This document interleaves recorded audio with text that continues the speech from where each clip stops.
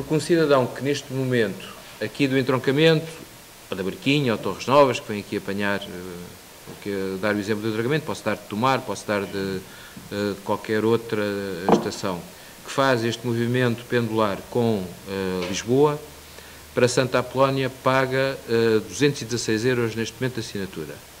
Em regra, a generalidade destes utentes soma-lhe o L1, que custa 36,70 €. E, portanto,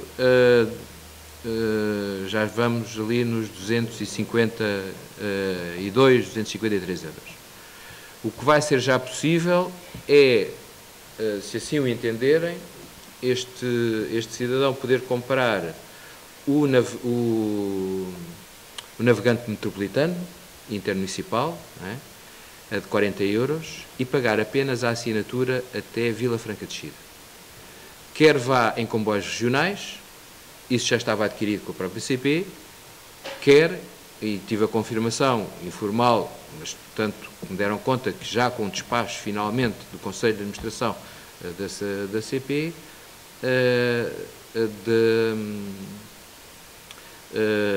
de que também relativamente aos comboios interregionais, e portanto que aqui do entroncamento são os comboios que saem às 6h11, às 7h19, e que no caso de Tomar são todos os comboios que saem de Tomar são interregionais, portanto aplicar-se-á,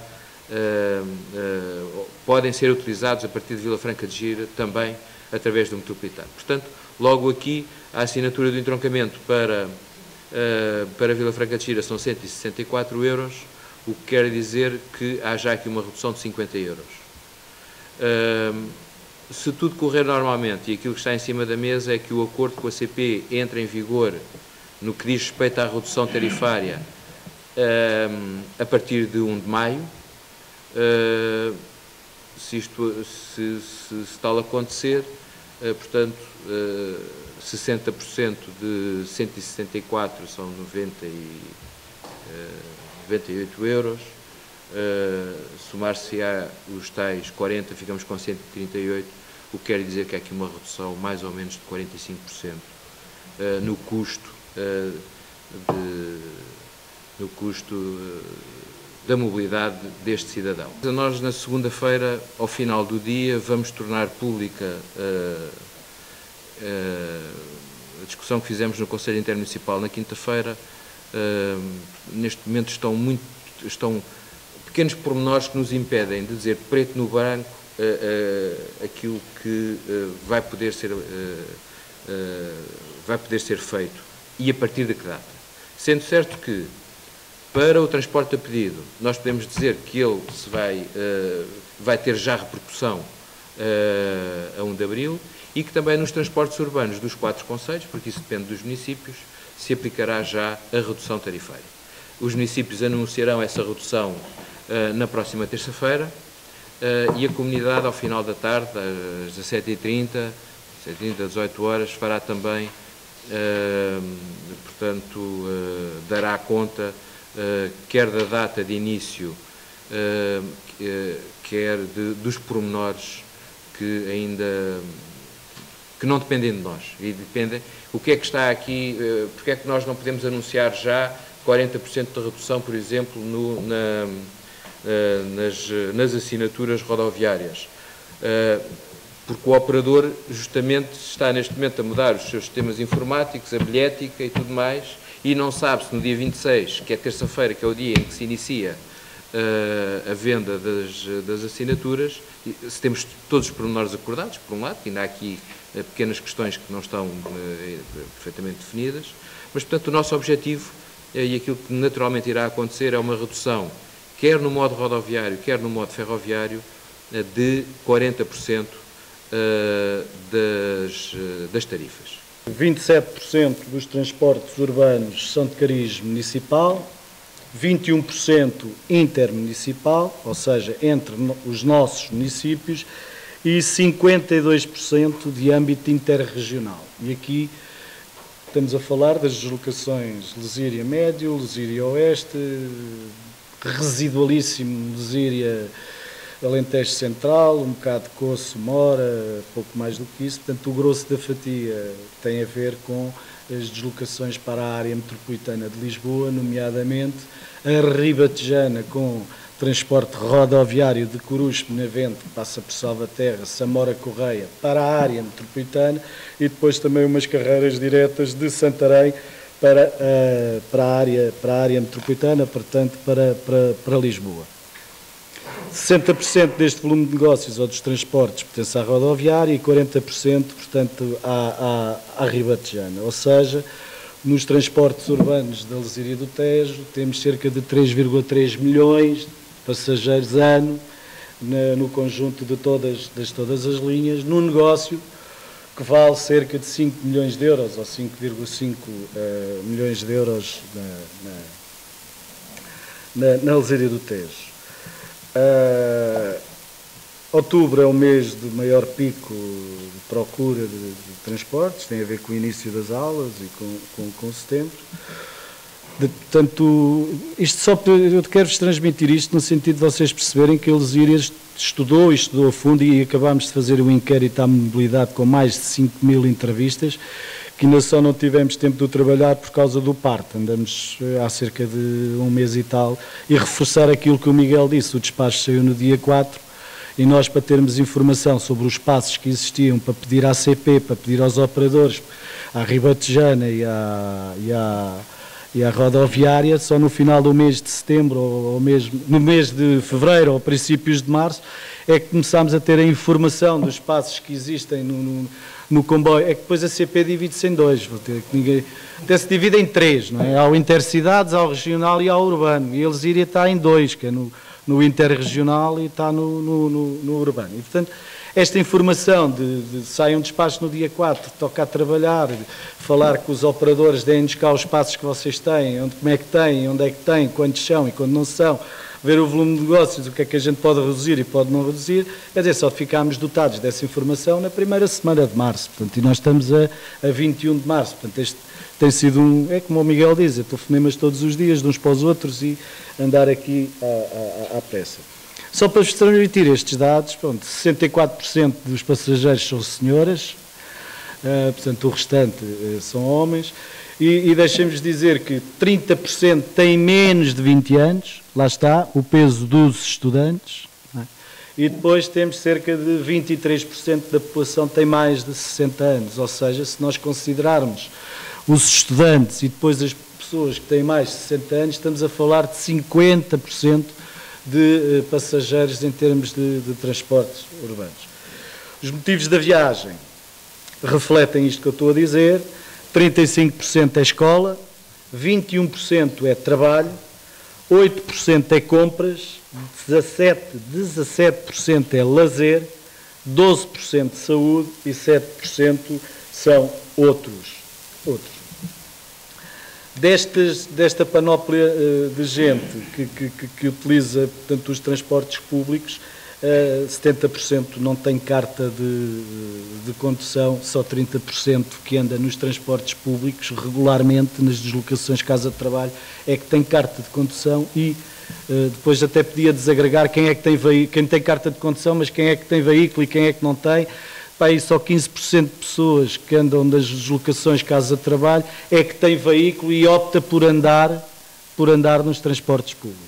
Há uma nebulosa, efetivamente, na política de transportes e na política tarifária em particular, por parte do Governo, que precisa de ser o mais debatida possível, porque há muita coisa, muitas incógnitas para esclarecer sobre essa matéria.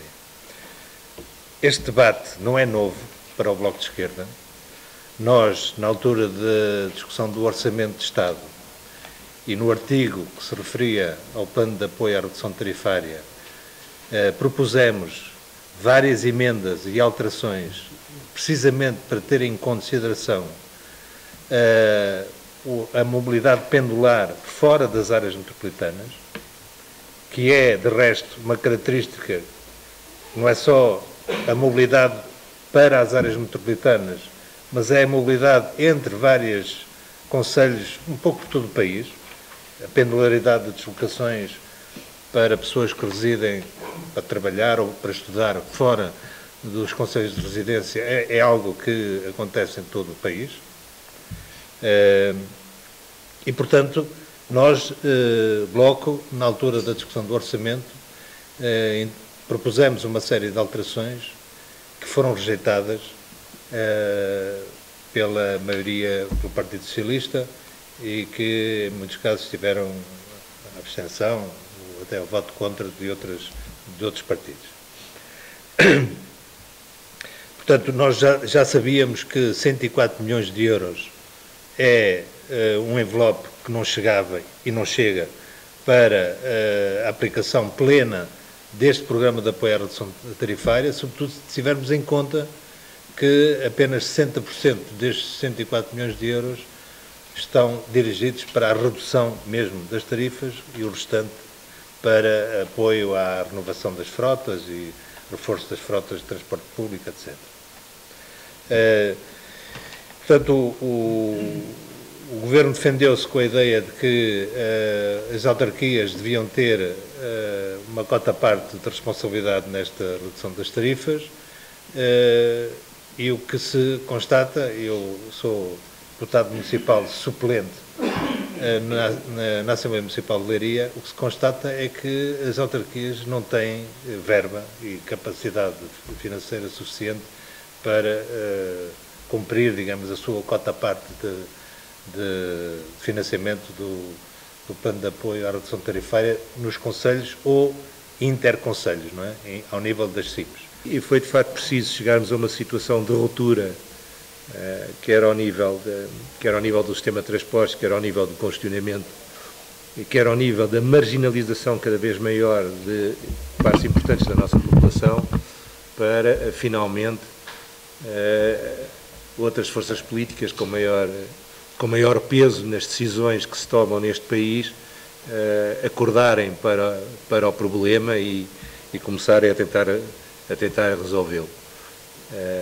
Mais vale tarde que nunca. Eu devo dizer que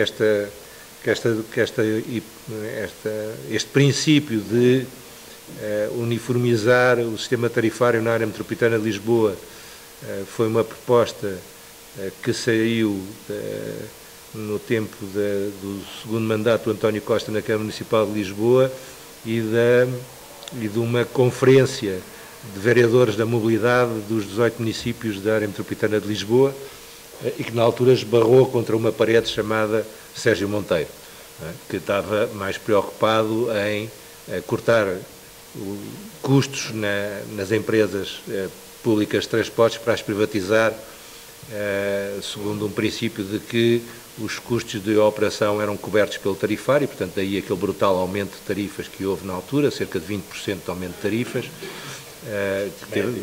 médio, porque houve umas que foram muito maiores. Na área metropolitana o valor médio foi de 20%, que teve logo como principal resposta uma perda na procura de cerca de 24%, 25% em média também na área metropolitana. E portanto a proposta aí esbarrou e a partir do momento em que António Costa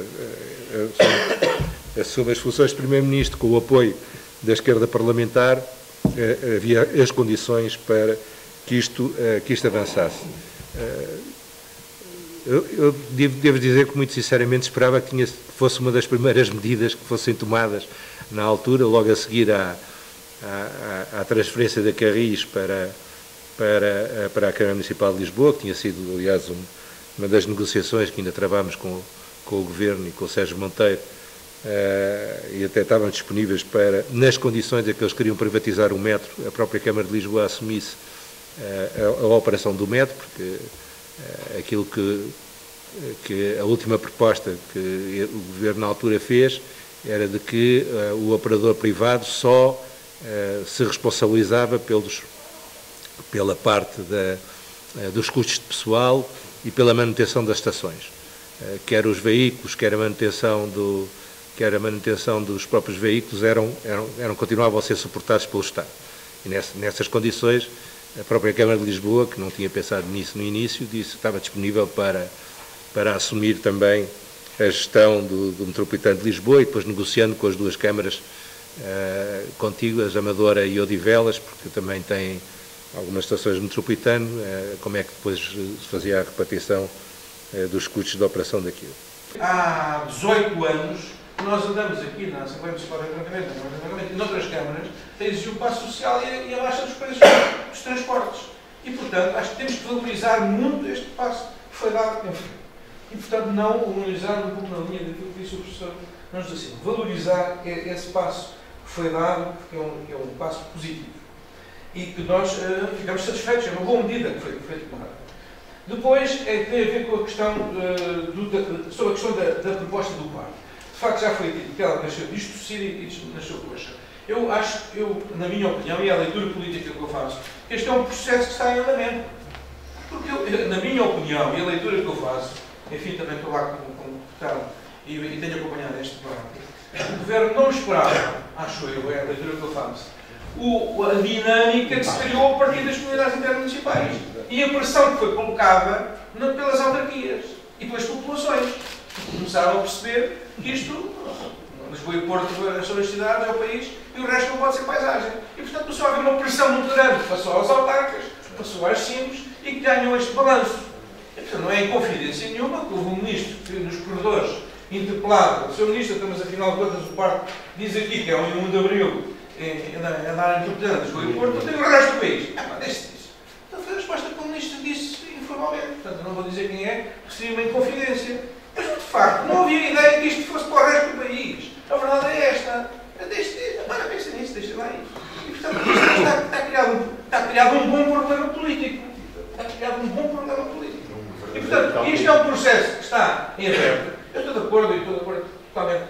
Enfim, as CIMs farão este trabalho de uma forma, um trabalho bastante exigente e, portanto, nós temos que valorizar esse trabalho que está a ser feito.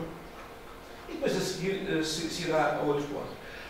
Uma outra ideia que eu acho que deveria ficar é que investir no transporte público não é só custo, também é ganho.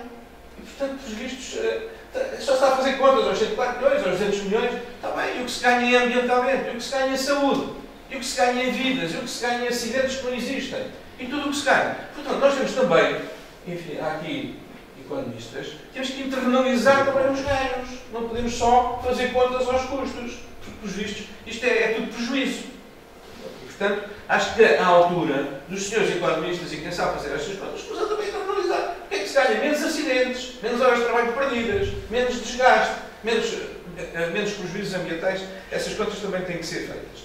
Depois, já foi, enfim, o professor Nuno Silva assinalou o descontrole em que isto tudo andava, portanto, os serviços, estive em Salvaterra, e, portanto, não havia controle, a autarquia não tinha controle nenhum sobre o serviço público que era prestado. O contributo que dá esta alteração profunda que está a ocorrer para o reordenamento do território. Neste momento, no tratamento, não há casas para alugar, por exemplo, que é uma situação que já não havia há muito tempo. Porquê? Porque as pessoas começam, é muito caro em Lisboa e, portanto, em Mancha vão-se afastando para Vila Franca, para as Augusto, para Santarém, para o entroncamento, para Tomar, portanto, cada vez vem para mais longe e, portanto, sendo o transporte muito mais barato, obviamente, e isto é uma evidência, uma dedução teórica, mas também uma evidência empírica, hoje já aqui no entroncamento, está a combater, de alguma forma, a contribuir para evitar o despovoamento. Há um outro aspecto que não foi aqui abordado, talvez porque também, um bocado como disse a professora Nuno Silva, sejamos todos, enfim, de alguma forma, nos sentimos todos de esquerda, e portanto há aqui um aspecto que não foi, mas que é um argumento que está a ser muito usado contra esta medida, que são as populações a pagar para a área metropolitana. E que são os ricos, são aqueles que não andam de autocarro, a pagar para os que andam de autocarro. Há aqui uma desigualdade. E, portanto, eu ouvi um dos fóruns aí numa rádio destes dias, portanto, é sistemático. Portanto, que há aqui uma iniquidade. Portanto, que há aqui, e, portanto, é preciso combater esta ideia. Ninguém aqui levantou naturalmente, dado o ambiente em que estamos, como dizia o professor, somos de esquerda, enfim, com um partido ou sem partido, ou mais este ou aquele partido. Mas, de facto, há aqui uma iniquidade, porque, de facto, é um serviço público para todos. Porque se o serviço for só para os pobrezinhos, vai ser um serviço mau, em que na área da Grande Lisboa, os senhores que têm dinheiro para pagar, vão nos seus automóveis, têm um sítio. É ótimo. Não, é ótimo, tem sítio para estacionar, tem pouco trânsito nas ruas, e os pobrezinhos vão nos autocarros carregados. É ótimo. Portanto, quer dizer, isto, na verdade, tem de ser para todo. Ricos e pobres. As correções das assimetrias sociais, corrige isso através do IRS. E, portanto, aí é que está a buscar o dinheiro para depois haver um serviço público igual para todos, para ricos e para pobres. Porque só assim é que ele funciona e só assim é que é um fator de coesão social. Depois, para acabar, a questão das baixas das tarifas. Também, e aí eu partilho também desta opinião. Isto não é irreversível. Não é irreversível e pode acontecer. Eu recordo um embarcamento. Em 2003, o passe, a assinatura, que não gostas, portanto, a assinatura. O embarcamento para Lisboa custava 107 euros em 2003. Em 2019, agora, custa 216 euros. Fazendo a atualização pela inflação, os 107 euros de 2003 hoje seriam 134. O que quer dizer que os 114 tem que comparar com os 134, não é com os 216. Portanto, na verdade, a baixa é de 20 euros em 134, que era isto, mantendo-se o sistema. Mantendo-se o sistema. Portanto, fazendo a atualização à taxa da inflação. É evidente que ainda assim é uma baixa, mas isto quer dizer que aumentaram muito os transportes. Aliás, aumentaram muitíssimo. Aumentaram mais de 100% em apenas 16 anos. O que quer dizer? E isto, porquê é que eles aumentaram? Foram das circunstâncias políticas, é uma decisão política, não é? E, portanto, se politicamente agora baixar, amanhã, com um outro governo, com outra maioria, com outra correlação de forças, pode decidir subir. E, portanto, eles já subiram, já aconteceu. Temos aqui a prova provada. O que é que aconteceu nos últimos anos? E, portanto, amanhã pode isto voltar a disparar. E, portanto, estas são decisões políticas. Assim como é política, a decisão da área metropolitana com participar ou não participar nos transportes para nós.